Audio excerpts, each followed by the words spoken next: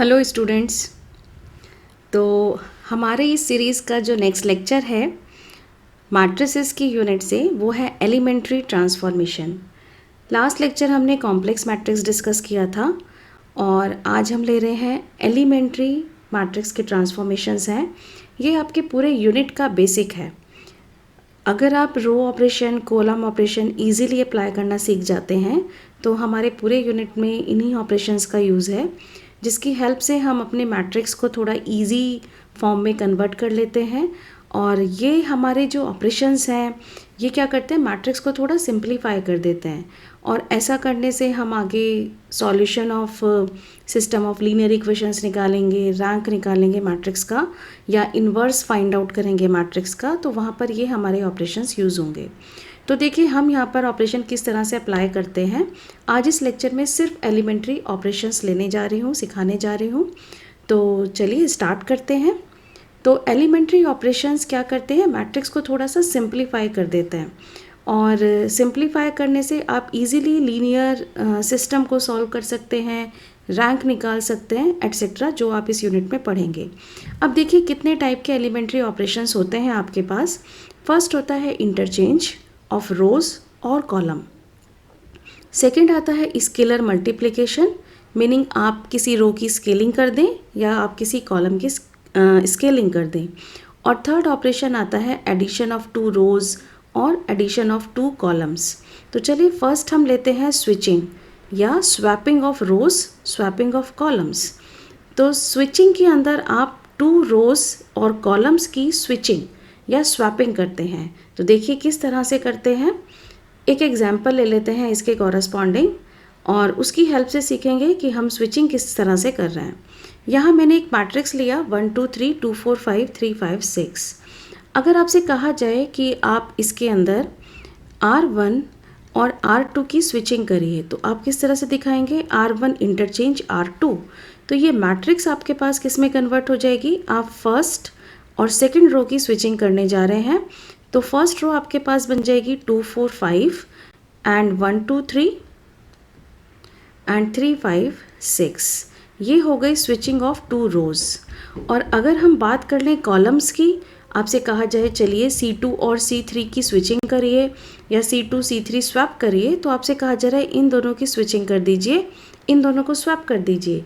तो यही मैट्रिक्स आपके पास कन्वर्ट हो जाएगी। फर्स्ट कॉलम में कोई चेंज नहीं 1 2 3 और नेक्स्ट कॉलम आपके पास आ जाएगा 3 5 6 एंड 2 4 5। तो first elementary operation is switching. I think इतना पार्ट समझ आ गया होगा। नेक्स्ट ऑपरेशन आपके पास आता है एलिमेंट्री ऑपरेशन में स्केलर मल्टीप्लिकेशन, और we can say that scaling of any row, scaling of any column, कि किसी रो और कॉलम की स्केलिंग करना। क्या करते हैं आप इसके अंदर, रो या कॉलम आप जो भी ले रहे हैं इसके अंदर आप मल्टीप्लाई करते हैं ऑल एलिमेंट्स। मतलब रो अगर आप कलेक्ट कर रहे हैं तो रो के सारे एलिमेंट्स को आप किसी नॉन ज़ीरो स्केलर नंबर से मल्टीप्लाई करेंगे। नॉन ज़ीरो स्केलर नंबर कहा है, ये नहीं कहा है कि आप ज़ीरो से मल्टीप्लाई कर दें, नॉन ज़ीरो स्केलर नंबर से आप मल्टीप्लाई करेंगे। जैसे आपसे कहा जाए कि आप किसी रो की बात कर लूँ, आर आई इंटरचेंज टू या sorry R I tends to K of R I, where K is not equal to zero, meaning non zero scalar number है किसी रो में, या फिर आप कह सकते हैं किसी कॉलम में सी आई टेंड्स टू के सी आई, नॉन ज़ीरो स्केलर नंबर से मल्टीप्लाई करना। तो यहाँ पर आपसे अगर मैं आपसे कहूँ कि आप एक ऑपरेशन अप्लाई करिए कि R1 tends to 2 times of R1, तो यही मैट्रिक्स आपके पास कन्वर्ट हो जाएगी। इसका मीनिंग R1 जो आपके पास फर्स्ट रो है, इसके ईच एंड एवरी एलिमेंट के अंदर आप 2 से मल्टीप्लाई कर दें। This is 2 4 6, second row as it is है 2 4 5 एंड 3 5 6।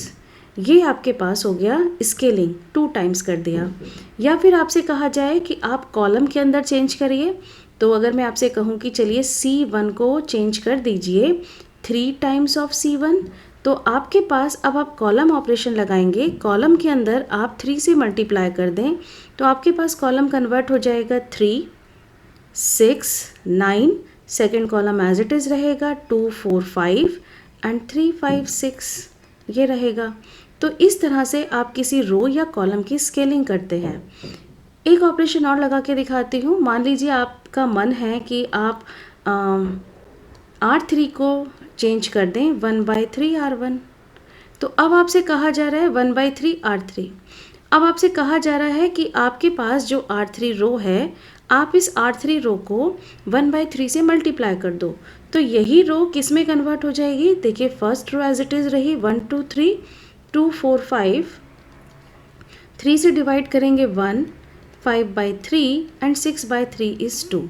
इस तरह से ये आपका कन्वर्ट हो जाएगा। तो दिस इज़ कॉल्ड स्केलिंग या स्केलर मल्टीप्लिकेशन। हमारे पास थर्ड एलिमेंट्री ऑपरेशन आता है। ये हमारा कहलाता है एडिशन ऑफ टू रोज और कॉलम्स। इसके अंदर आप क्या करते हैं? देखिए, addition, row adding involves adding a multiple of one row to another row, like Ri tends to. Ri के अंदर आप क्या ऐड कर रहे हैं? Multiple of one row, means आपने किसी और रो में लिया अल्फ़ा Rj, आपने Rj के अंदर अल्फ़ा से मल्टीप्लाई किया और Ri में ऐड कर दिया। ये रिज़ल्ट किस में अपडेट हो गए? ये रिज़ल्ट अपडेट हो गए Ri के अंदर, जहाँ अल्फ़ा क्या है? Alpha is non zero number, non zero scalar number. या फिर अगर आप कॉलम में अप्लाई कर रहे हैं तो आप कह सकते हैं Ci tends to Ci plus beta Cj। इसका मीन्स Cj कॉलम में आपने बीटा से मल्टीप्लाई किया और इस रिज़ल्ट को आपने Ci के अंदर ऐड किया और इस कंप्लीट रिज़ल्ट को किस में अपडेट कर दिया? Ci में अपडेट कर दिया। तो this is called addition. For example, अगर आपसे ये कहा जाए R2 tends to R2 minus 2 times of R1, इसका मीन्स आप क्या कर रहे हैं? R1 आपके पास रो है, R1 रो आपके पास है 1 2 3, आपसे कहा जा रहा है 2 टाइम्स मल्टीप्लाई कर लें, तो दिस इज़ 2R1।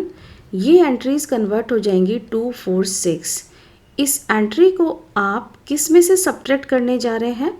आप सब्ट्रैक्ट करने जा रहे हैं R2 में से।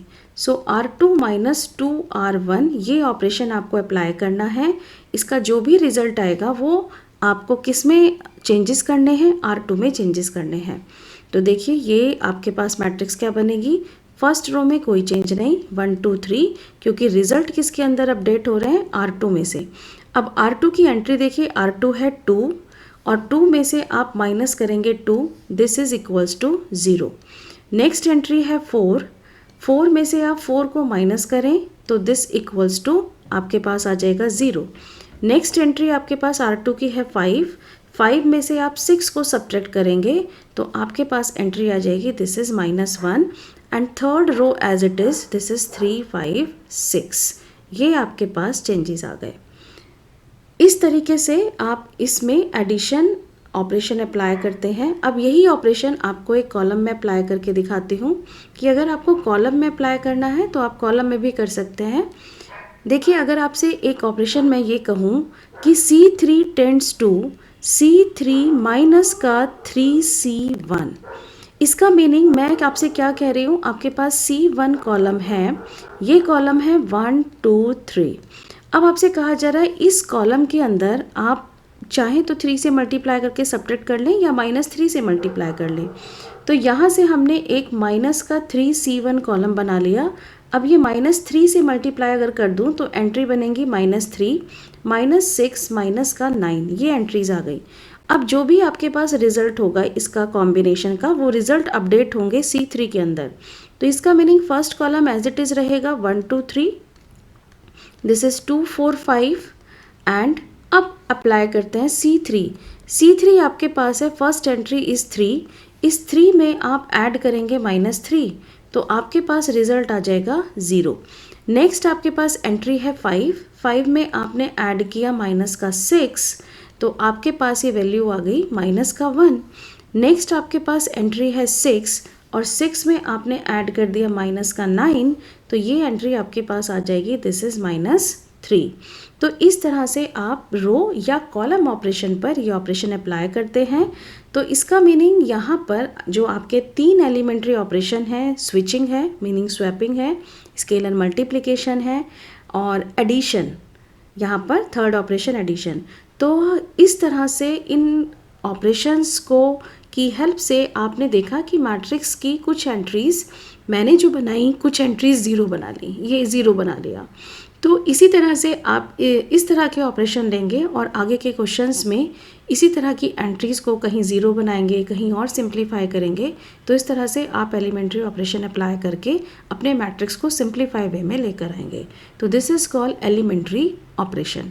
तो आई थिंक आपको इतना पार्ट समझ आ गया होगा।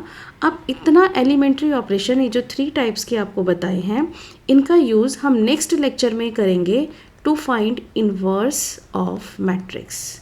तो नेक्स्ट लेक्चर का हमारा पार्ट होगा to find inverse of matrix by using elementary operation, and this is also called Gauss Jordan method to find the inverse of a matrix. So thank you so much.